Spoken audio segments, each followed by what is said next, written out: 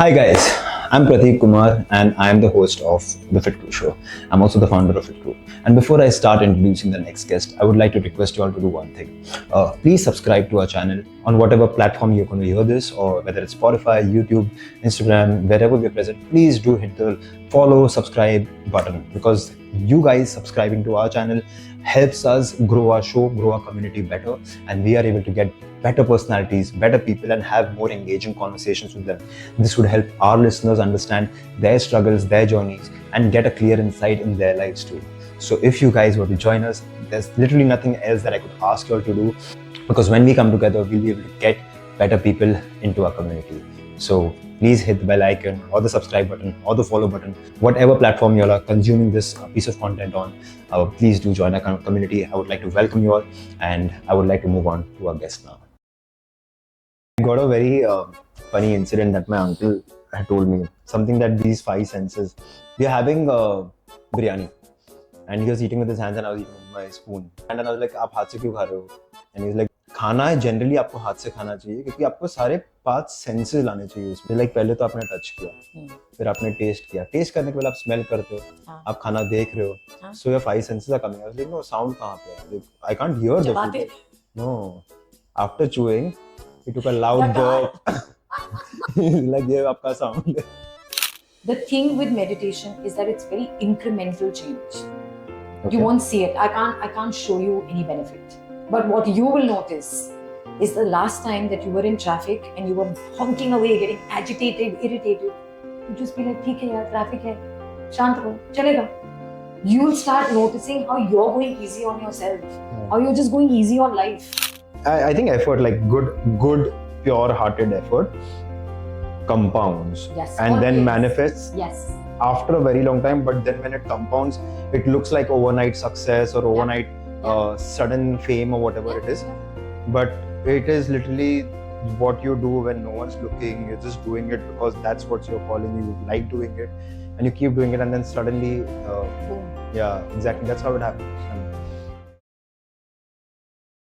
Welcome to another episode of the FitCru Show, where we dive deep into the essence of living balanced, healthy, and fulfilling lives.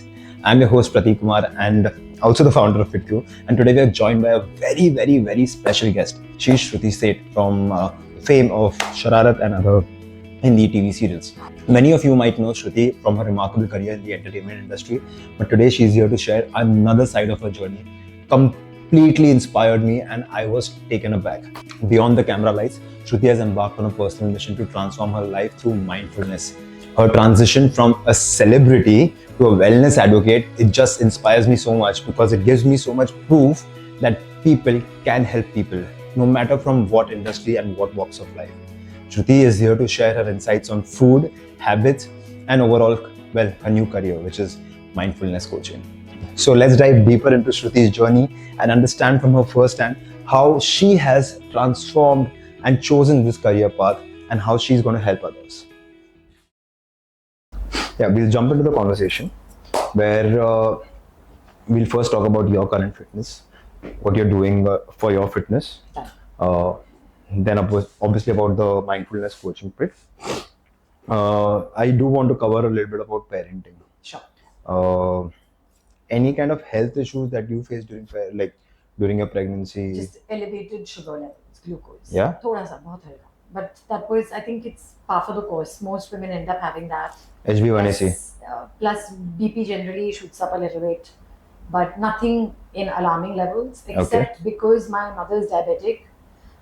They were just very strict about what I was eating during my pregnancy, so that I wouldn't get glucose levels going a bit to unmanageable levels. So when you said it was strict, did it backfire? No, my doctor just said that it's very natural for this to happen. So we will let it level itself out, but let's not add any possibility of it shooting up higher. So let's cut back on food items. So she had stopped me from eating potatoes and anything starchy. Of course, no dessert. There was obviously no alcohol. There was no. Though lots of women drink wine, but I didn't have any wine. I didn't drink any caffeine. I didn't have anything during my pregnancy. I was actually it was weird, because I remember I got pregnant and I was 50 kilos, and in 9 months I became 59 kilos. 1 kg a month. 1 kg a month. Actually, not even 1 kg a month. No kgs in the first trimester. Huh. Then I was allowed 1 kg a month for the second trimester, and then 2 kgs a month in the third trimester. You were allowed, matlab, as in like you have to be very I was careful. I was on a nutrition Proper program, and my nutritionist was very clear that there is nothing called cravings. So there will be no cravings. You will make up your mind that there are no cravings, and there will be no cravings. Yeah, for this sure. thing of waking up, oh, I want to eat ice cream, you're like, no. It's being a fussy child. There are no cravings in pregnancy. The only thing I remember, I suddenly started enjoying eating a little tikha food, and I would love having pani puri. So I ate pani puri almost every day. But I have to say, I was very lucky because I worked for my first trimester. After that, I stopped working for 6 months straight. And I would do my daily walks. I would get a massage every day. I ate the best food of my life. I got the best sleep of my life. I was in the happiest state of mind. And that was the one thing. When you were pregnant? When I was pregnant. I had like... and people have a completely opposite experience. Yeah. So I feel that a lot of it is how you approach it. I'm not denying, yes, hormones do mess around, but you have to be on top of it. So my aunt, who's a gynecologist, she was obviously my go-to person for all things, where I wanted second opinions. And she would, every time I would hang up on her, she would just tell me, just be happy. That's all you have to do. Everything else, the medication, the doctor will take care of, but the happiness you have to figure. And she said, if you are happy, you're going to have a happy pregnancy. If you have a happy pregnancy, you're going to have a happy baby. And I swear it played out like that. Yeah. And again, I'm speaking from personal experience. I'm sure that, there are women who may have had not such great experiences. But I do feel that a lot of and that's not just pregnancy, it's life. Everything is a state of mind. So I very firmly believe that. And there are very trying problems in all our lives. But the only thing that gets you through is your attitude. So I feel that my pregnancy was amazing because I decided it was going to be amazing. How much of the environment plays a factor towards your happiness? My husband was amazing to me. I think he was like, puri zindagi ka kota main 9 mahine He was like, after this, don't ask. But, you obviously get showered with so much love and blessings when you're pregnant. So I think that plays its own, part. Plus, I think because what people, here's what I'm going to tell you, which you can actually take as a huge compliment for FitCru. The 9 months of my pregnancy have come the closest to the 3 months of your program. They made me feel exactly the same way. I felt so good in the last 3 months and all I did was I just cultivated damn good habits. That's all it is.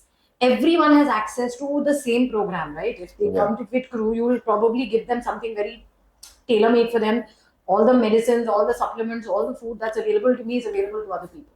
But what actually gets you there is the fact that you stay the course. Consistency, right? Consistency, really, that's all it is. And because I did the same thing every day for 9 months, I had the same mood for 9 months. I never changed my habit. My regime was the same every day. Every day I would wake up, I would, have... You had a routine in place. And a really good routine, that's what I'm saying. I made sure I slept well, I made sure I exercised, I made sure I stayed hydrated, I had good supplementation. I was on top of my game. Like my game entirely, saying, okay, I'm getting a chance to be the healthiest I can be. I'm going to take it. And that's what I did. Of course, pregnancy, the hormones are like really nice to you. So, your skin glows and your hair looks fabulous and just everything. You look at yourself in the mirror saying, oh my God, I feel so good. But like I said, that one of the reasons why I haven't been able to stop thanking you for your program is because I think the way you guys design it, and you don't shame people for not being able to follow. You're constantly empowering, saying, okay, you're allowed to fall off the wagon one day, but just get back on it the next day. Don't sit there feeling guilty and beating yourself up, saying, oh, I couldn't do it and I made a mess and this and okay, ab agli din, let's just get back on the program. I think that is such a positive way to approach life, that some days can go wrong, but They that will doesn't go mean wrong. it needs to have an effect on the good days. Yeah. Just get back on the good days, and that's really what I did. And I can't tell you how good I'm feeling in the last 3 months. And like I said, look, the weight is a metric. Yeah, I mean, But that is. because I have no way of explaining the feeling to you, right? There's no way to quantify that. Yeah. The quickest way to quantify a change is the metric of using weight. Because we're so And used to sizing. seeing something right in front of us, Exactly. right? So that will validate what we are doing. Yeah. Versus emotions is something that we won't actually try to relate to. Exactly. Validation of whether we're going the right way or wrong way.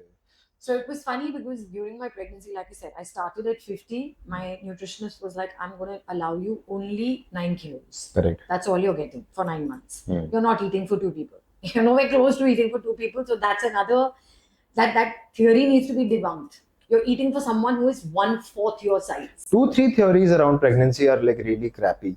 One is that you're eating for 2 people. Second, that you told about alcohol, right? I mean, alcohol and all. Well, yeah, alcohol does affect the placenta. Yeah. So you want to like be very cautious about how much you drink. And even when people are feeding, like women are Yes. feeding, they think that, like, I mean, this is typical mentality that people feel that the alcohol will be consumed by the baby through milk. It doesn't go in the blood. Like, it's a different gland that secretes milk, and it's a different system that digests and processes alcohol. So they actually tell you to drink a lot of beer because it helps with lactation. Lot nahi. What I meant is that that's Yeah. one alcohol they tell you to have if you're having difficulty lactating. Correct. But okay, so the thing about alcohol, which my nutritionist told me, she was like, if you feel like drinking, drink. But know this, that you drinking 1 glass and it going through your bloodstream, into your stomach, through your digestive system, it will reach your baby when she's in your stomach. But what will knock you off in 1 glass, she will get knocked off in 2 sips. Yes. So your baby will just sleep a lot. That's it. But I chose not to drink simply because I don't respond well to alcohol. No, It gives me severe acidity. I don't end up feeling good. So for me, it's not something that I cannot function without. It's a social thing I do. But I didn't feel the need to do it in those 9 months, and for subsequent months after that as well. I feel I function much better without alcohol, to be honest. As a person, if I don't drink alcohol versus me drinking alcohol, I can see that my overall health is a lot better. There I are sleep zero better. benefits of consuming alcohol, right? There is like literally no medical benefit of consuming alcohol. Yeah. As simple as that. Absolutely. We do it to just get a little comfortable in social settings, Exactly. right? It just eases social anxiety. Yeah, exactly. That's what it does for me. Yeah. But apart from that, there are these claims that people make that drinking wine will help improve or reduce cholesterol and this and that. Nah. All that research is done by wine companies. Why do you think so many people suddenly got so fit during COVID, during the pandemic? Because the stocks went low of Yeah. alcohol, right? Yeah. People didn't have. Also, 1 second, you couldn't afford to drink alcohol when you had COVID. That's a different. Another thing, right? No, Because see, people that's. are so scared of compromising their immunity. Everyone's trying. Actually, funnily enough, again, while we were at the risk of something that was such a deadly disease, I feel suddenly people were, putting in supplements into their bodies, making sure that they were getting all the right vitamins, all the right minerals. Somewhere I feel maybe we all just started making healthier choices. Yeah, 100%. Like it brought in a lot of awareness. Obviously, the pandemic was a place where we all realized that we all hit a pause button together, right? So nobody was caught in that rat race. Ke yaar, abhi ye karna hai, responsibility. Everybody just got that pause button. And they were like, boss, let's just take COVID it. nahi lagna. Haan. And people got very aware about how miserable their overall health is. Like, because we are just compromising it throughout, right? Even right now, like 4 years, Absolutely. like Yeah. what we're 3 years, 4 years after, 4 years after, maybe yeah, more. 4 years after the pandemic. Again, now humans are such that we forget so fast. So coming to your point, mainly it's about bringing awareness, like you said, right? You want to bring awareness, but even after getting awareness, even after trying to tell people that okay, this is what is good for you, and them knowing it also, there is very little action that's been taken, and I think a lot of it depends on something that you are studying, which is mindfulness, right? Yes.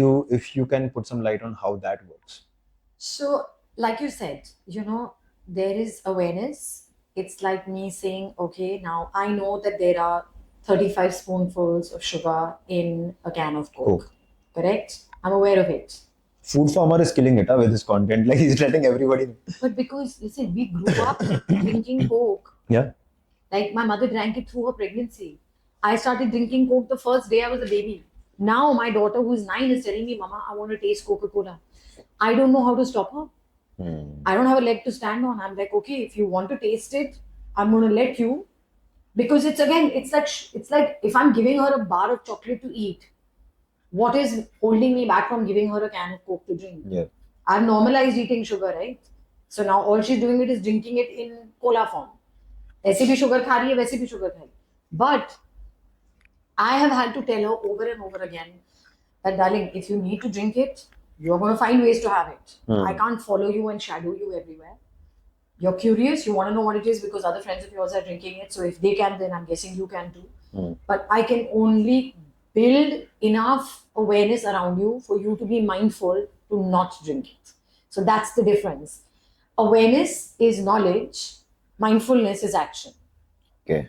So if you tell me that, this is to give it an even simpler take. When you are on the road during the rains, okay, you can see that there are little potholes everywhere. You're aware there are potholes, they have water. Now, am I going to drive? I'm aware, but am I going to drive my car into a pothole so that it splashes water on the people walking on the road? Yeah. No, I will try and drive past it, or I may drive a little slower so I don't splash that water. That is me being mindful. Correct. That's the difference. So awareness is just the knowledge. Mindfulness is the action that precedes, rather follows the knowledge. Okay. So when you tell me that I'm going to tell you all these various pieces of information about the food that you're having or the exercise that you're doing, how I'm going to use that is going to be based on how mindful I am. It's about how much of that knowledge I will fill my mind with And implement.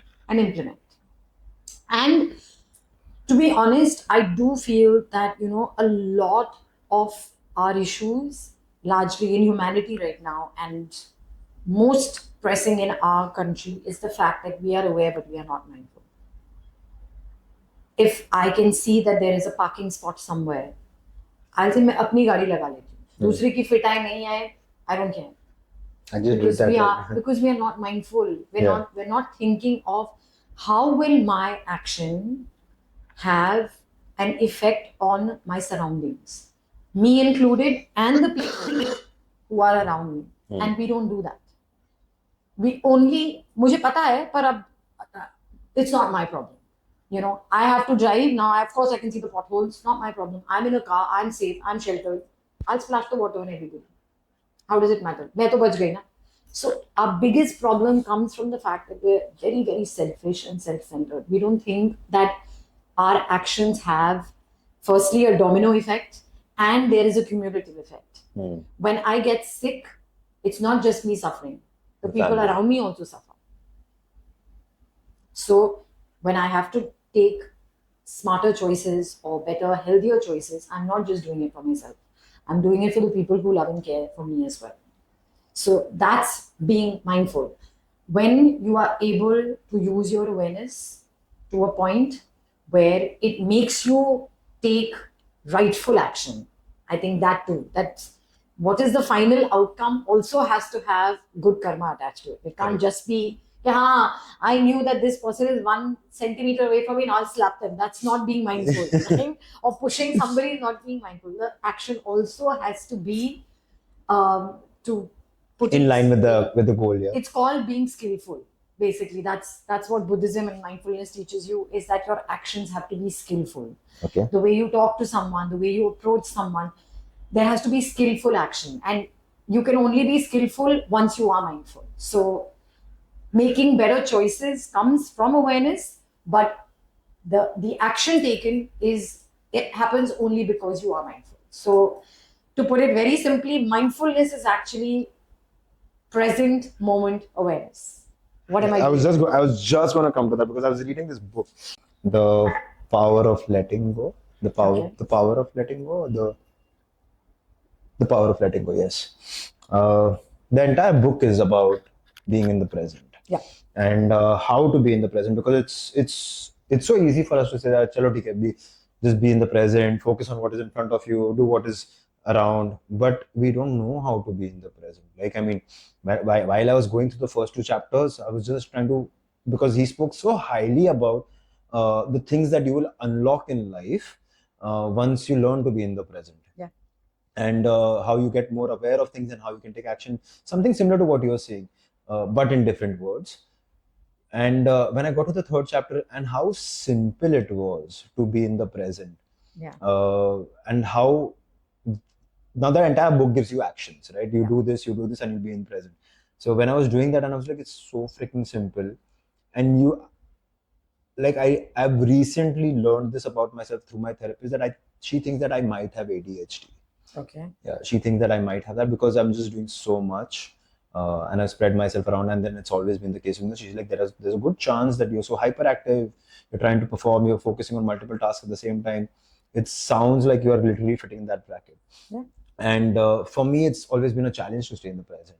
So every time I do that, I'm telling you, like, I just calm down. Like, it just gets me to be so observant about the things around me, and I feel good. I feel good for sure. I don't know about. I've just started. Like, I'm on the third chapter. No, Not so even. I'll tell you what our biggest problem is, that look, we're also creatures of conditioning, right? We've been taught that everything we want is at a future time. Mm.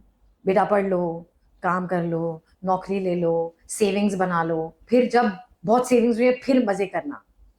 None of us know what the future holds, Yep. which is why they keep saying, live now. This is Yeah. the time you have. For me, right now, all I'm consumed with is having this conversation with you. I'm not thinking of what I'm going to do 1 hour after this. I'm not thinking of what I was doing 1 hour before this. For me, right now, I'm getting a chance to sit here and pick your brain and get information that will be beneficial for me through you. I'm going to maximize that. Yeah. Because I don't know if I'll have this chance again. Yep. So there was something very lovely that someone had said.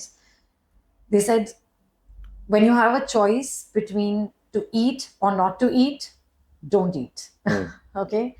And when you have a choice between to go or not to go, always go. So, for example, if I get an opportunity to do something right now, the idea is to seize it. Take that opportunity. Always take the opportunity. If a door is open for you, walk through it. Don't deliberate, abhi nahi, kal, parso, jab tab hoga. We keep postponing life for a later date. Right now, there is something to be said for, delaying gratification, which is a big part of eating right. Is delaying gratification. I think that's a different thing altogether. But they can overlap. They can Yeah, I mean, yeah. If you want it to become complicated and you want to use it as a an tool, argument, then yes. Yeah. But the point is this, that the opportunity that is being given to you right this minute in your life, you have to believe is being denied to 1 million people, and it has found its way to you. So take it. Yeah. That is what I keep telling myself. And of course, all of us are spread thin. We're all thinking of multiple things at the same time. And so the thing about ADHD, which is what I learned, it is not an attention deficit disorder. It's attention in too many places. Yeah. It's not like you're not paying attention. You're just paying attention to too many things. Yeah.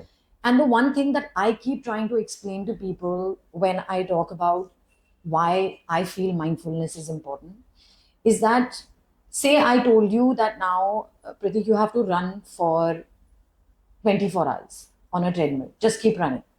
What is going to happen, in your opinion?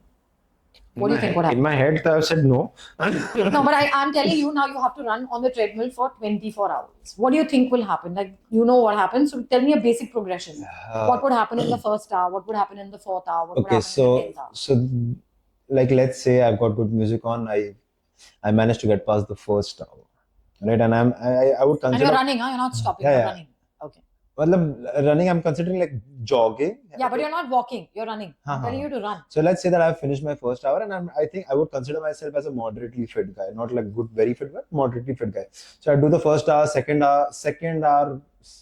I don't know, second hour, even if I get to it. But yeah, I'm going to get like extremely tired, and then I'm going to give up. I'm not going to be doing it. And then what would you do? Sleep. you'd step Rest. off. Yeah. Right? I'm gonna like stop it, get off, and I'm gonna say that Shruti, I'm never gonna take any challenges from you ever again. Now, understand that your brain is on a constant treadmill. Overdrive. Constantly on a treadmill. Yeah. You are not letting it rest. Hmm. You may not actually be doing anything, but just the fact that you're constantly consumed with so many thoughts, the brain is constantly ticking, not just with your thoughts, but it's also performing bodily functions while you are awake, even when you're sleeping. That is the only time it's actually getting to switch off to some degree. But then there is also the subconscious mind and so on and so forth. But I'm saying just active brain Conscious activity mind, yeah. is literally on till the time you go to sleep. Now, can you imagine? Sometimes not even then. People have difficulty sleeping because the mind is still racing, right? I'm saying now imagine when you can be so thoughtful and mindful about your body, saying, okay, my body is telling me to pack up, boss. I can't run 2 hours. There's no chance I'm running 24 hours. I'm going to stop. I'm stepping off. You're making a very conscious decision. Because, number one, your body is very quick to give you signs. The brain takes a much longer time or a lot of fatigue to finally say, okay, now I cannot take any more information coming in. And simple stuff, when we work out, right? There is circuit training. That's one form of working out. But otherwise, when you're, say, doing, chest exercises, you'll do a set, then what do? Rest. Right? So the same way, you know that the body will jump back and now be able to do the second. Yeah. So you understand that the body works better because it's constantly given timely rest. We never do that to the brain. No. Right? So, which is why a mindfulness meditation practice works. Is because when you can learn to switch off, all you're actually doing is allowing the brain to recalibrate to work better.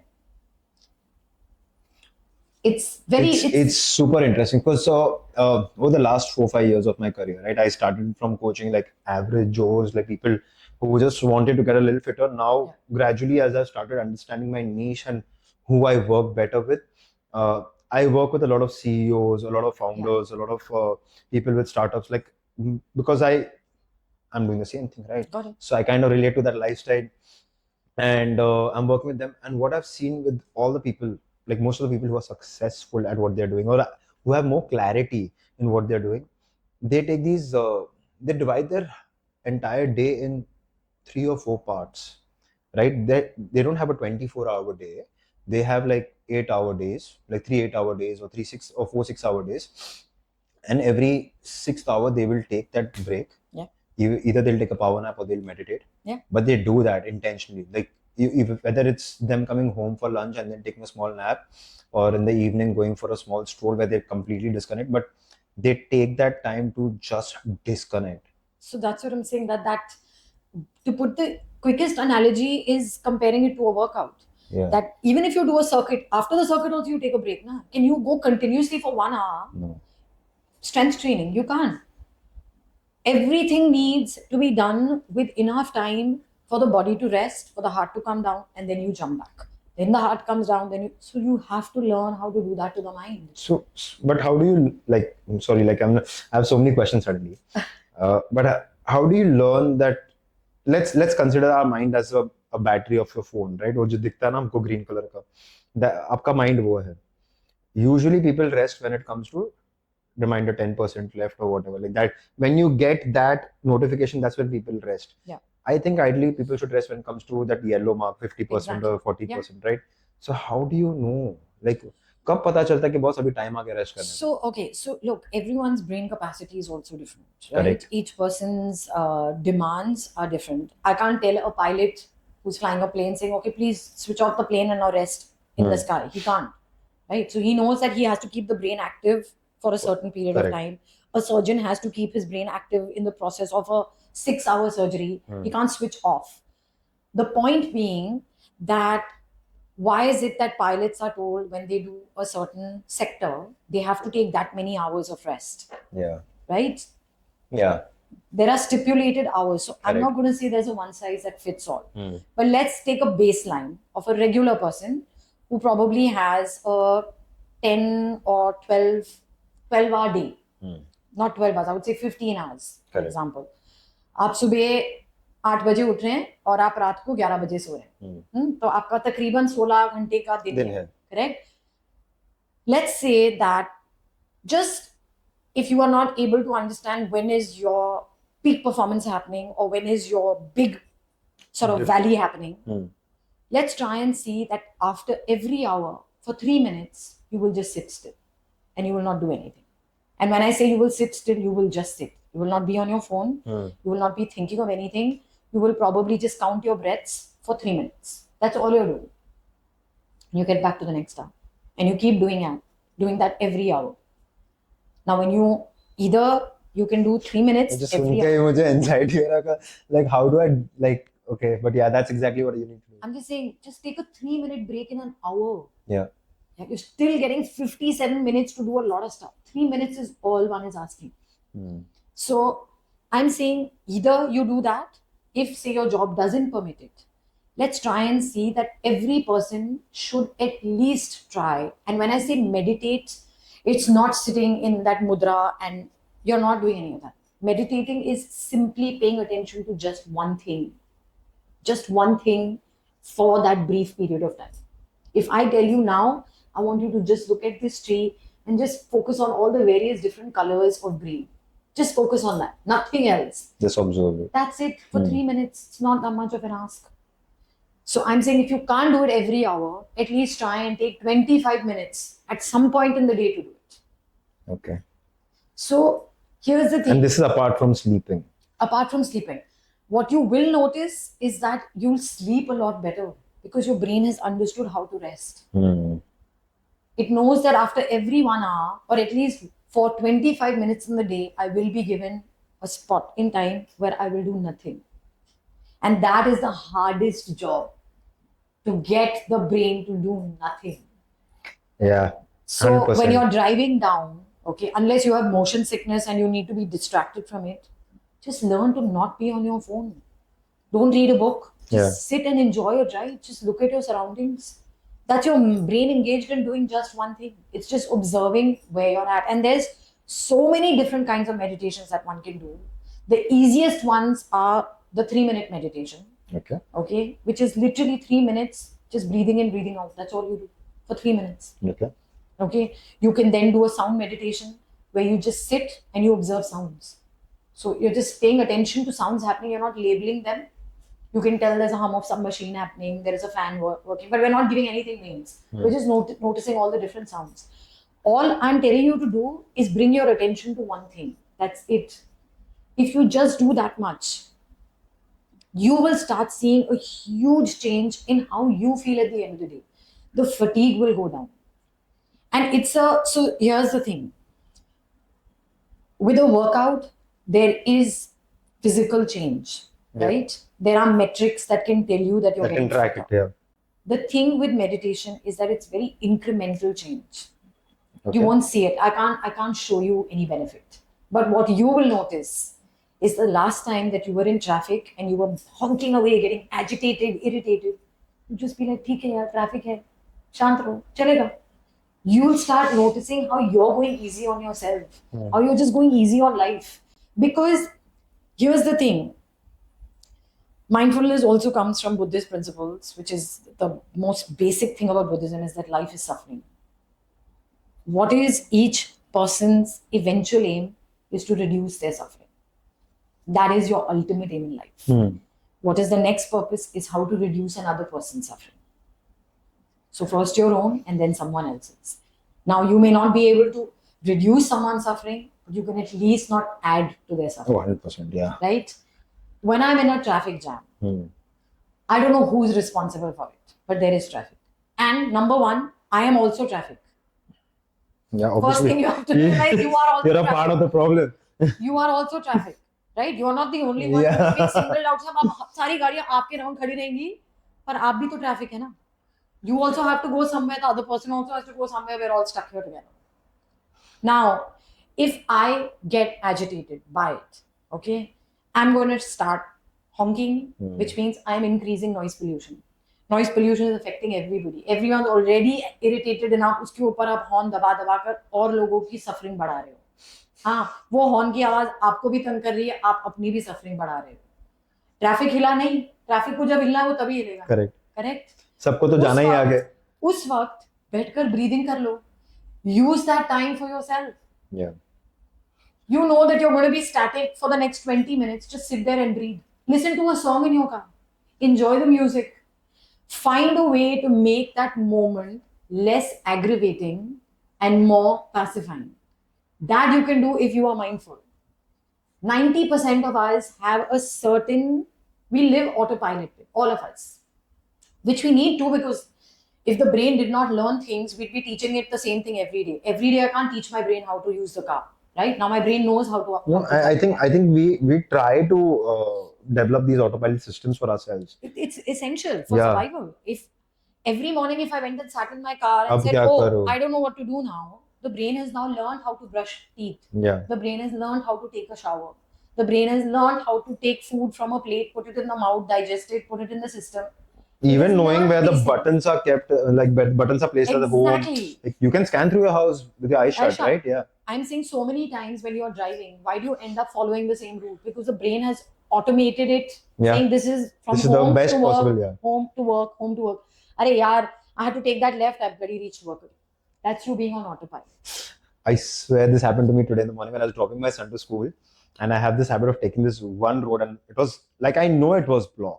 Because there's work happening everywhere in Bombay, but it was blocked and I knew it was blocked, but it's just because I take that road every freaking day and the weekend got over, right? So I was just so used to not dropping him for these last 2 days. So I was like, chalo, theek hai. And then suddenly I reach this place and I'm like, oh damn it. So I'm saying that when your brain gets used to being automatic, it forgets to pay attention to the things that are happening around you, and every day something new is happening around you. Yeah. Just have to pay attention. But we don't want to do that. We have a certain script. Now I'm going to get out of my house, I'm going to get stuck in traffic, then I'm going to be furious, I'm going to abuse a couple of people, I'm going to honk the hell out of the bloody vehicle, but I'll still be stuck in traffic. And I have increased my suffering, I've increased another person's suffering. Nobody has benefited from it. Nobody.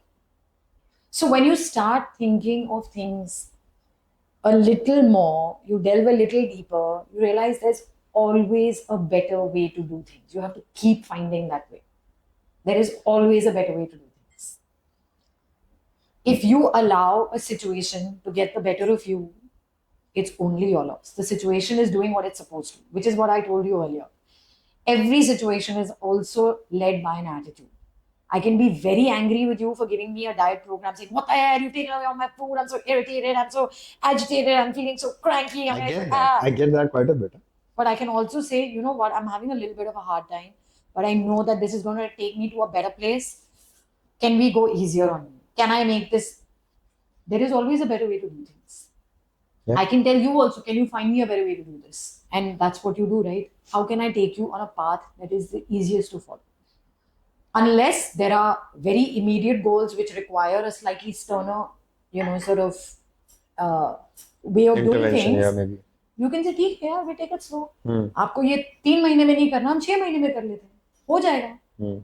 But what I'm saying is that instead of me being angry about something, I'm not going to change the outcome of it. Yeah. And also, like I said, our biggest problem is the outcome. I need to lose weight, and nothing's happening on the scale, I'm not losing any weight. You have to trust the process. It will happen when it's supposed to happen. You keep doing what you are supposed to do. And that is the beauty of discipline.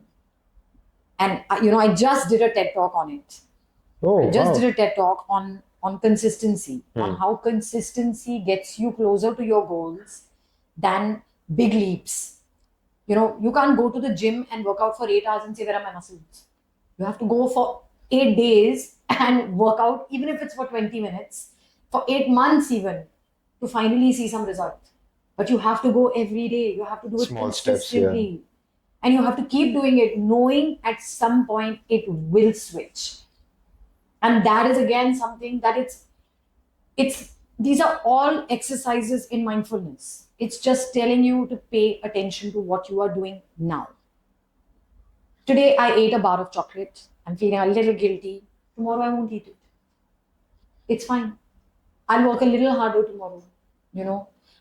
Like you said, that I remember telling you that, I'm having sweet cravings in the night. You were like, okay, let's find a way how we can get around it. What are your choices? Now, when you gave me a list of choices, it was up to me to decide which choice would be the least expensive for me the next day. Correct. So at that point, what I'm doing is I'm being mindful of those choices. Saying, okay, I can eat that piece of chocolate, but I can also eat a fruit. So which one am I going to take? Today I feel like eating a chocolate. Okay, I'll eat the chocolate. Now, इसका मुझे कल कुछ भरना पड़ेगा, वो मैं कल भर लूंगी, कोई बात नहीं. I didn't beat myself up in that moment. I had the opportunity to eat that chocolate. I savored it. I didn't binge it. I didn't eat a whole bar. I had a piece. But at that point, my body wanted that chocolate. I said, it's okay. I can give myself a piece of chocolate. It's not a sin. That is exactly where people need to practice mindfulness, because this is the pattern that we've observed. Like most of the nutrition coaches that we know, we have our own community where we speak on a weekly basis. When anybody is having something sweet or calorie dense, because of the guilt, they consume it so fast. So fast. You don't get to enjoy it. You don't. And then because of that depleted feeling that, oh, I didn't enjoy it, you reach out for one more, and then one more, and then one more. And that's what causes the binge. So if you can you want to have it, but have it because you're getting to have it, not because, oh, I want to have it and I'm giving it and I'm having that. Getting into those complex feelings are absolutely worthless. So, there's another lovely meditation which we all practice. It's called the raisin meditation. Okay. And with children, you do it with a small little piece of chocolate. Okay, because kids and chocolate, why not? But for adults, we do something called a raisin meditation. You take one raisin, okay, and then you have to literally build a relationship with that raisin. Okay, you see what it looks like, you touch it, you smell it, you see it, you notice all the tiny, tiny little creases on it. You toy with it as much. You bring it to your lip. Okay, you see what the texture feels like on the lip. Then you take it further into your mouth. You put it on your tongue, but you don't eat it. Then you swirl it in your mouth and see how the raisin feels in your entire mouth. Okay, how does it feel when it touches my cheek, when it touches my palate, in the lower palate. You bring it back to your lip. You keep on doing that. And then finally, I get to bite into it. And then you feel the taste of the juice that comes out of the raisin. Correct. You will not know more sweetness in your life than from that tiny little raisin. And the reason why they teach you to do that is to savor flavor.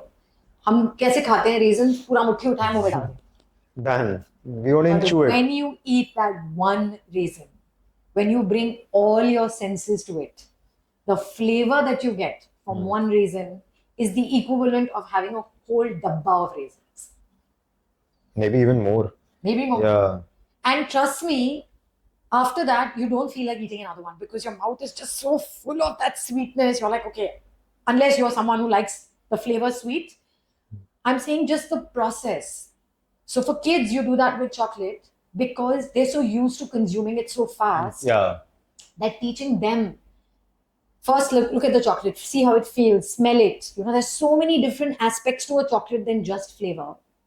When you put it on your tongue and you can feel it slowly, slowly, slowly melting on your tongue, that feeling is what you want to carry with you so that the next time, instead of binging something, you actually savor it. You bring all your attention to it.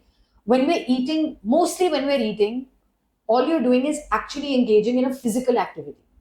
It's not a mental activity. No. हाँ अभी मैं picture देख रही हूँ तो मैं popcorn खाती रहूँगी मैं पूरा डब्बा पॉपकॉर्न का खा गई मेरे को पता भी नहीं मैंने कौन से फ्लेवर के पॉपकॉर्न खाए बस मैं देख रही थी अभी आदत है कि while watching a movie one must eat popcorn so I ate a popcorn. But even when we eat our dinner, it's something that we have to do. Yeah. One of the most important things that a meditation practice asks of a regular person is learn how to eat in silence. Sit with your food and just pay attention to your food. See what happens when you break a roti, when you dip it in dal. See what all is happening. Every time you put it in your mouth, see the flavors. The taste, yeah. And Indian flavors are so good. They're so good. There's so much going on in your mouth that if you really want to enjoy culinary experience, there's nothing tastier than home cooked Indian food. हमें कितने मसाले डालते हैं हर चीज में. So the ideal diet, right? The ideal diet that I would want somebody to follow, even myself to follow, would be that probably try every meal should be as minimal ingredients as you can. Like Yeah. keep as little ingredients. So if it's rice, just rice. Even for something like a dal, for me is too many ingredients. Got it. So I'm going into a very very sattvic kind of a thing. But जितने कम ingredients रखोगे आप उतना better रहेगा आपके लिए, because The body has to break down that much. it's so much easier for your body, right? Yeah. So it just becomes so simple. That's why Lebanese diets are so great. Mediterranean diets are so great, because even if there are salads or even if there are vegetables, they are prepped with barely any oil, with barely any masalas. It's very simple. I'm suddenly craving a shawarma.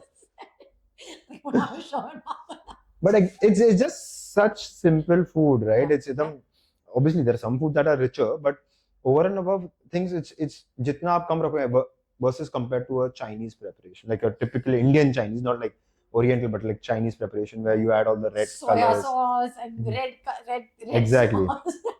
Anything in excess is poison. If your body needs 2 chapatis, if you're having the half chapati, you're putting poison now. Your body needed 2 chapatis, give it 1.5 chapatis, ideally. Correct. Right? But you will give 2.5 chapatis because what No, and then you'll see the half chapati, you'll be like, "Arey आधा क्यों छोड़े, वो भी खा ले." तो 3 chapati. So I think those are things that need to constantly be questioned, saying, I don't need to worry about the future. The future will take care of itself. Yeah. You have to have that belief.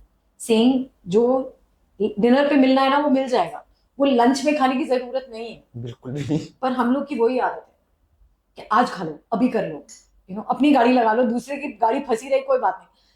We don't live mindfully. That's our problem. Also, when you're eating, if you actually paid attention to your food, you'll get fuller much faster. Yeah. Because you're really putting in more than the body is asking for. And that's the only time you'll be able to actually stop at 80%. Otherwise, Exactly. you won't be able to. You You're wouldn't know. watching TV, you're just eating. Don't watch something. Just pay attention to the food. Because the thing is, when you use all your senses to do something, you're enjoying it at multiple levels. Right? When you're enjoying it visually, you're enjoying it with touch and feel and taste. Smell, you're bringing in taste, so many of your senses that you're enjoying it a lot more. Whereas if I'm looking somewhere else and I'm talking to someone and baat karte karte aap khaye ja rahe, you're not even paying attention to what all are you putting in your mouth. So that's when the practice of mindfulness comes into play, that it just teaches you how to make the most of that present moment. And I got a very funny incident that my uncle had told me. Something that these 5 senses, and we were sitting at the dinner table, and he was eating. We are having biryani, and he was eating with his hands, and I was eating with my spoon. And I'm gonna burst out laughing while remembering this. But so he was eating with his hand, and I was like, "आप हाथ से क्यों खा रहे हो?" And he's like, "biryani हाथ से खाते हैं." And खाना जनरली आपको हाथ से खाना चाहिए, क्योंकि आपको सारे 5 सेंसेस लाने चाहिए उसमें. True. So I was like, आप 5 सेंसेस कैसे होते हैं, मतलब how do you get that in food? So like पहले तो आपने टच किया, फिर आपने टेस्ट किया, टेस्ट करने के बाद आप स्मेल करते हो, आप खाना देख रहे हो. So your 5 senses are coming. I was like, no, sound कहाँ पे है? Like I can't hear the food. No. After chewing, he took a loud burp. Like, ये आपका sound है. And then he gave this old adage where he said that France may, like people in France take this as a compliment. If you burp after a meal or during a meal or whatever.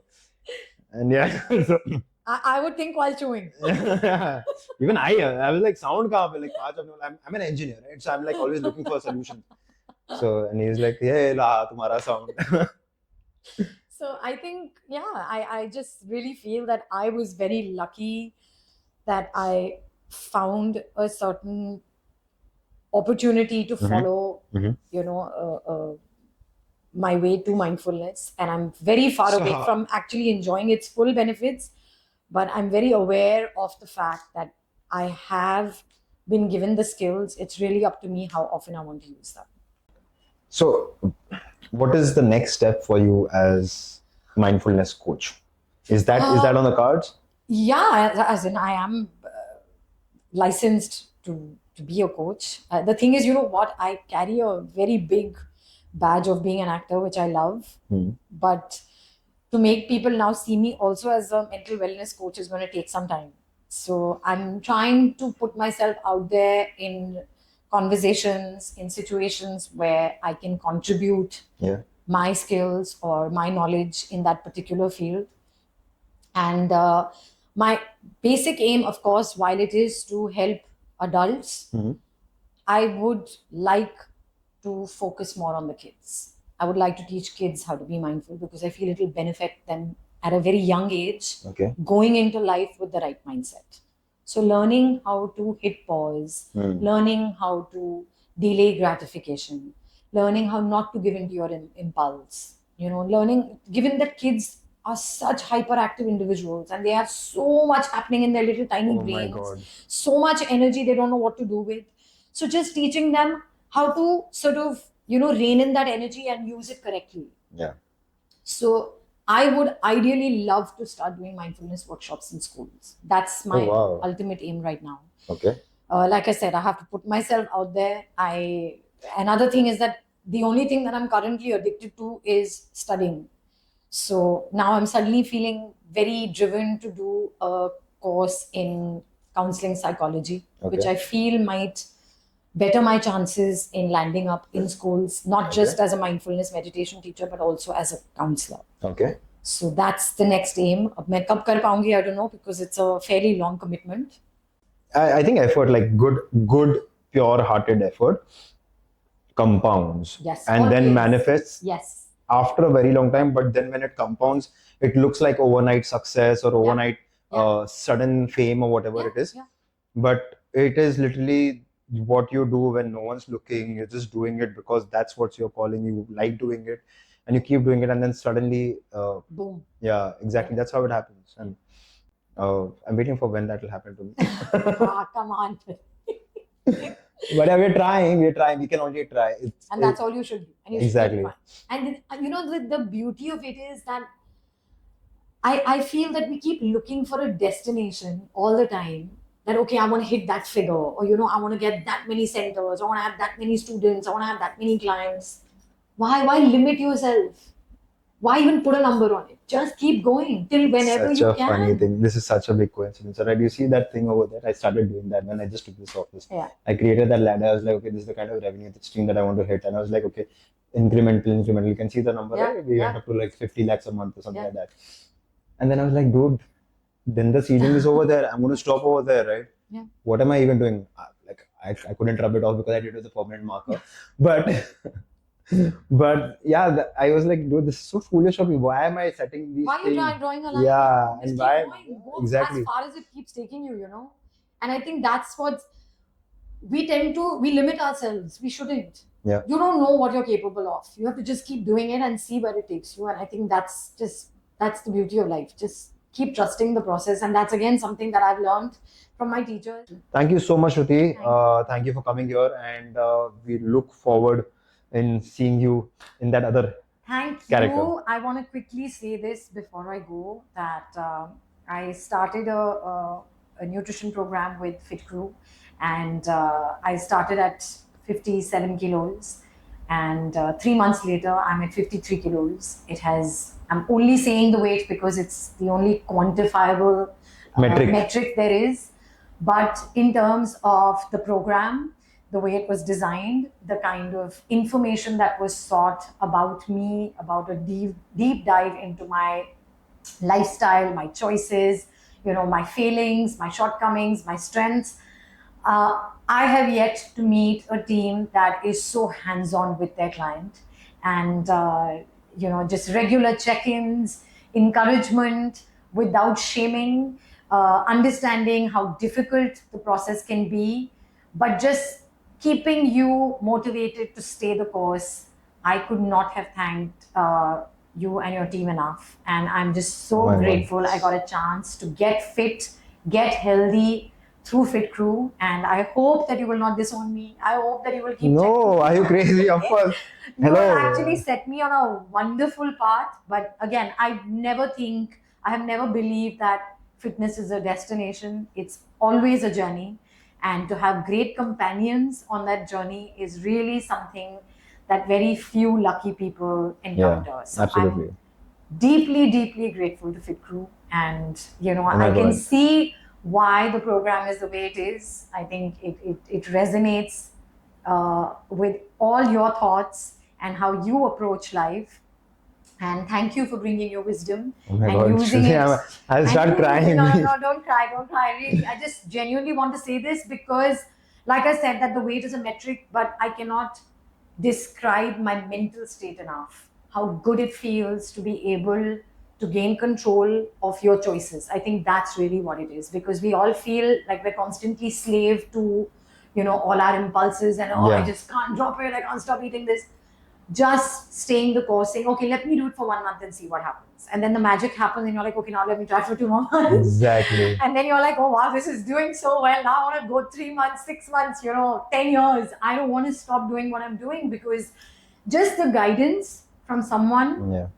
who only has, I feel, and I say this about people who are in the business of health, that to care about someone else's well-being, to put your energy into making someone else healthier, fitter, stronger, I don't think there can be a better purpose. So we all Such a sweet way are to put it. grateful to you. I'm grateful to all my, my yoga teacher, to people who my cook who makes my khana, just every single person Is contributing. who has their contribution towards how I should end up feeling.